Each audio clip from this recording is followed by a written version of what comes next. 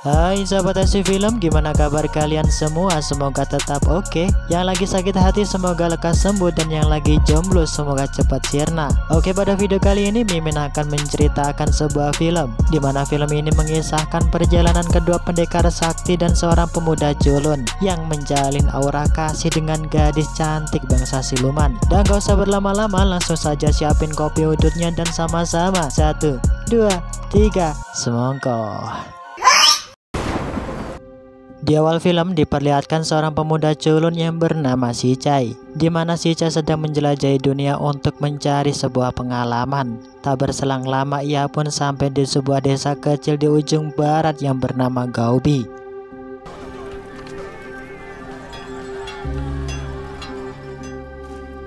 Seusai melakukan ritual, Sichai melihat sebuah lukisan yang membuatnya kagum dan ingin mengambilnya.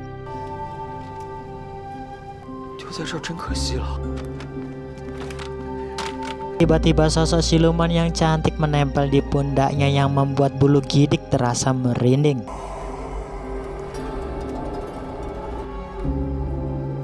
Di waktu bersamaan kedua pendekar pun datang di tempat tersebut. Mereka bernama Yan dan Yun. Mereka bertarung karena Yun merasa tak puas dengan teknik yang diajarkan oleh si Yan.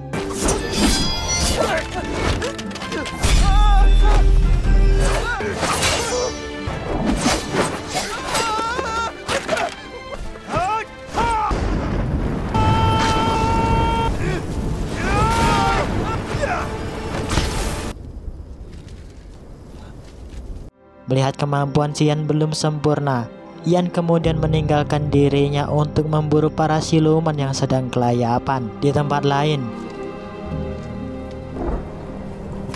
Dia perlihatkan kakek tua usai membunuh istrinya karena tak melayaninya dengan baik. Di saat itulah sosok siluman baju putih pun melintasi sang kakek. Tentunya sang kakek yang merasa terganggu. Ia segera menarik pedang miliknya dan mencari siluman tersebut. Tak berselang lama sang kakek malah dibuat kagum dengan kecantikan para siluman yang super mempesona. Di mana tanpa ia sadari, ternyata sang kakek berada di alam ilusi sebuah lukisan misterius.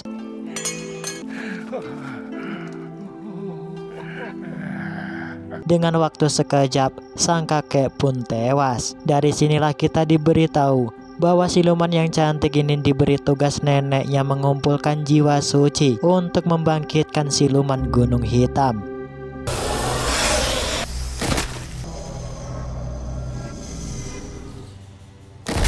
Sedangkan di sisi lain, Sichai yang mengetahui lukisan tersebut telah hilang. Ia memutuskan untuk mencari sebuah penginapan, di mana ternyata pemilik penginapan tersebut ialah siluman yang berparas cantik. Ia bernama Xiaoqin. Dengan rasa senang hati, Xiaoqin mengizinkan Sichai untuk menginap ke dalam rumahnya. Dengan sangat ramah, Xiaoqin pun membuatkan teh hangat untuk Sichai. Karena tak ingin jati dirinya terbongkar sebagai siluman, Xiaoqin meniup mayat sang kakek tua agar Sichai tak mengetahuinya. Sichai yang mendengar suara aneh, ia meminta izin pada Xiaoqin untuk mengeceknya. Tentunya hal tersebut dihalangi Xiaoqin, yang membuat dirinya terjatuh dan tanpa sengaja Sichai menarik baju Xiaoqin hingga robek.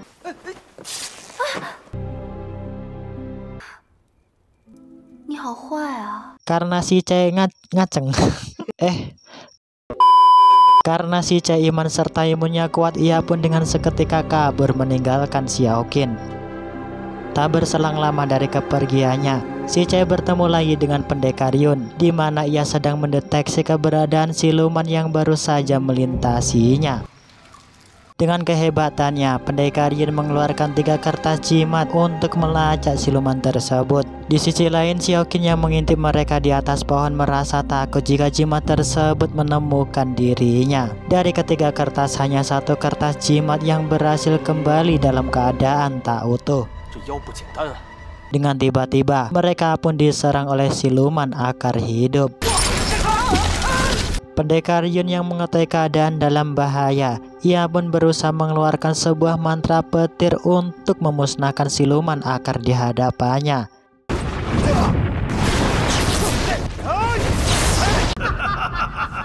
Melihat mantra petir yang ia keluarkan gagal, Pendekar Yun mencoba cara lain untuk mengalahkannya.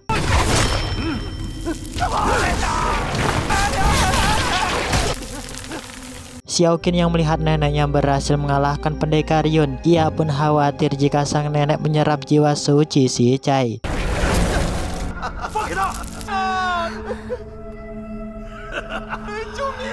Di waktu yang tepat, Pendekar Yan pun datang menolong Si Chai dari cengkeraman siluman akar.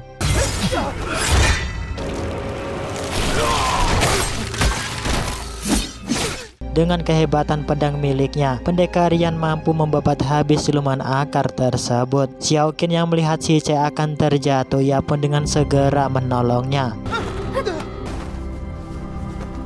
Pertarungan pun tetap berlangsung hingga pada akhirnya nenek siluman memilih untuk kabur. Tak lama kemudian Si Chai bersama Pendekar Yan memutuskan untuk menginap di tempat kuil tua, yang kemudian Pendekar Yan menyalakan dupa guna menolak para siluman yang akan mengganggunya. Pendekar Yan yang melihat Si Chai ketakutan, ia meminjamkan sebuah buku mantra untuk berjaga-jaga jika ada siluman yang menghantuinya. Tak berselang lama dari kepergian Pendekar Yan, tiba-tiba Xiaoqin pun datang di tempat peristirahatan Si Chai.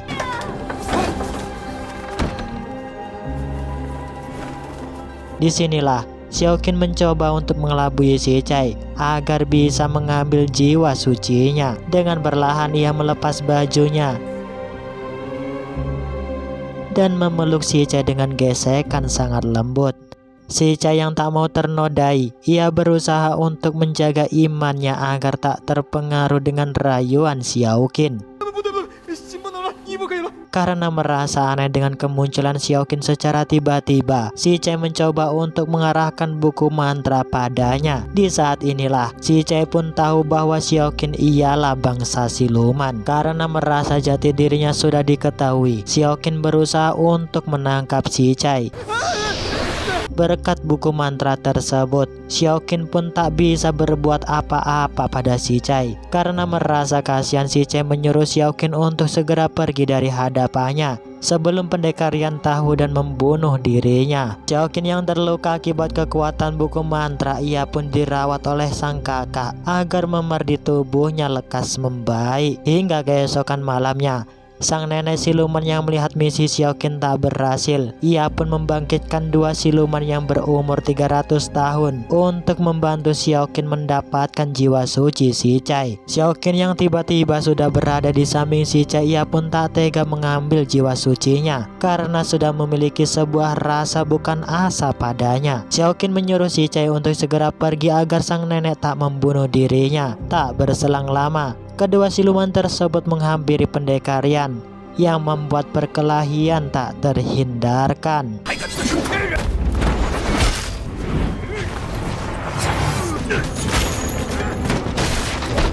Segala kemampuan ia kerahkan, akan tetapi dengan sangat mudah siluman tersebut menghancurkannya.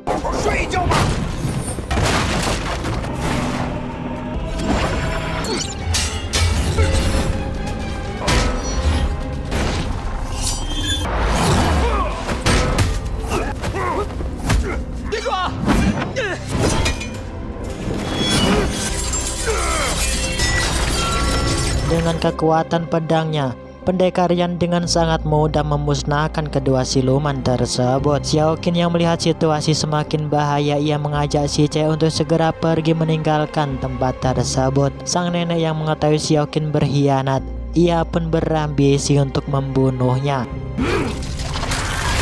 Berkat buku mantra Pendekar Yan, Si Chai pun berhasil melepaskan Xiaoqin dari jeratan sang nenek siluman.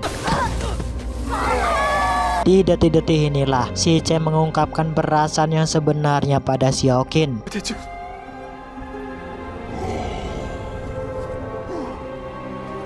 Di waktu bersamaan pula Pendekar Yan pun datang menyelamatkan Xiaoqin dan Si Chai.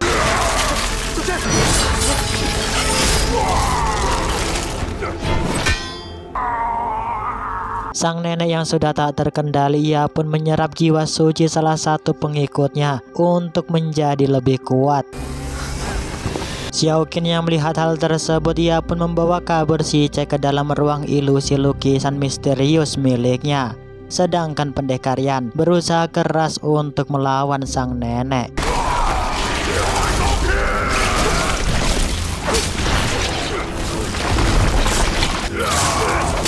Karena kemampuan sang nenek semakin hebat, pendekar Yan pun dibuat kewalahan menyeimbangi kekuatannya.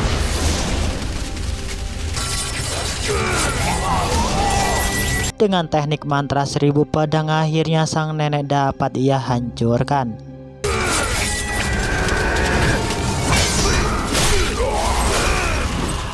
Tentunya tantangan serta rintangan tak cukup hanya di sini, di mana pendekar Yan harus berhadapan dengan siluman gunung yang tak lama lagi akan bangkit. Sedangkan di dalam alam ilusi, Xiaoqin memberitahu pada Si Chai bahwa ia dulu seperti dirinya hidup dengan rasa damai dan tentram. Akan tetapi kebahagiaan itu tidaklah selamanya, karena semua keluarganya dibunuh oleh sang nenek, serta ia dipaksa menikah dengan siluman gunung untuk memenuhi ambisi sang nenek. Si Chai yang mendengar perkataan Xiaoqin, ia berjanji untuk menyelamatkan dirinya dari siluman gunung.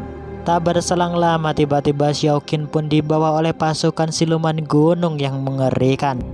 Si Chai yang mengetahui Xiaoqin dalam bahaya, ia pun berusaha untuk mencari petunjuk untuk menyelamatkannya. Hingga ia pun bertemu dengan pendekar Yan. Disinilah ia meminta bantuan pada pendekar Yan untuk menyelamatkan Xiaoqin dari cengkraman siluman gunung. Awalnya pendekar Yan menolak permintaannya karena untuk menuju ke dunia siluman gunung sangatlah berbahaya. Si Chai pun tetap memaksa pendekar Yan hingga pada akhirnya ia pun bersedia untuk membantu Si Chai masuk ke dalam dunia siluman gunung. Sebelum memulai ritual masuk ke dunia siluman gunung, pendekar Yan memberikan sebuah pedang sakti, di mana pedang tersebut dapat digunakan ketika situasi terdesak. Pendekar Yan pun membacakan sebuah mantra komat kamit yang seketika Si Chai pun tiba di sebuah danau hitam. Disinilah ia bertanya pada penunggu danau arah untuk menuju keberadaan siluman gunung. Penunggu danau yang melihat keseriusan Si Chai, ia pun memberikan sebuah lampion yang seketika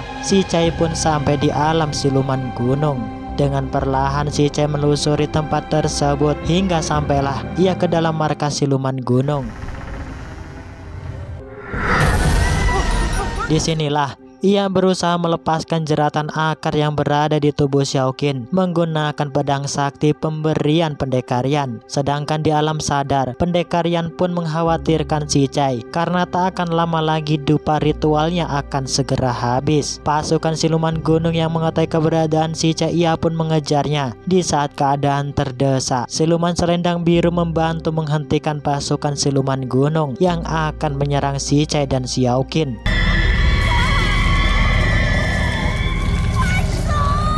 Hingga pada akhirnya mereka berdua bisa dengan selamat keluar dari alam siluman gunung. Tentunya halangan serta rintangan tak cukup sampai di sini, karena kebangkitan siluman gunung yang beraura iblis pun muncul dengan seketika di hadapan mereka. Pendekar Yan yang mengetahui hal tersebut, ia menyuruh Si Chai untuk segera kabur. Sedangkan dirinya akan melawan siluman gunung yang mengerikan.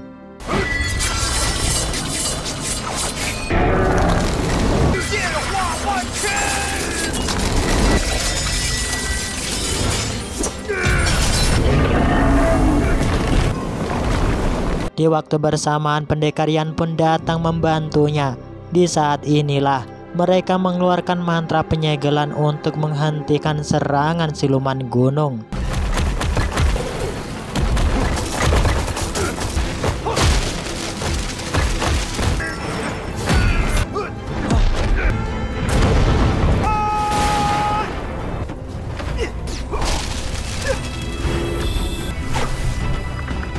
Karena siluman gunung yang sangat kuat membuat kedua pendekar kewalahan. Yang pada akhirnya pendekar Yan memutuskan untuk masuk ke dalam tubuh siluman gunung. untuk menghancurkan jantung inti kekuatan silumannya. Sesampainya di dalam, pedang pendekar Yan pun tak mampu untuk menghancurkan jantung inti yang membuat siluman gunung semakin memberontak. Si Che yang mengetahui hal tersebut, ia berusaha melemparkan buku mantra sebagai senjata terakhir untuk menghancurkan siluman gunung. Melihat kondisi si Che sedang terluka akibat hantaman siluman gunung, Xiaoqin memutuskan untuk melempar buku mantra tersebut.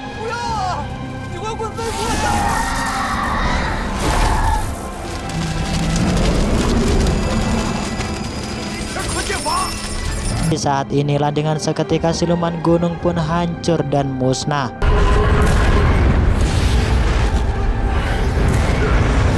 Akibat ledakan yang dahsyat, sebuah portal penyerap iblis pun terbuka, yang tentunya membuat Xiaoqin diserap ke dalam portal tersebut. Si Che yang mengetahui hal itu, tentunya ia berusaha keras menahan Xiaoqin.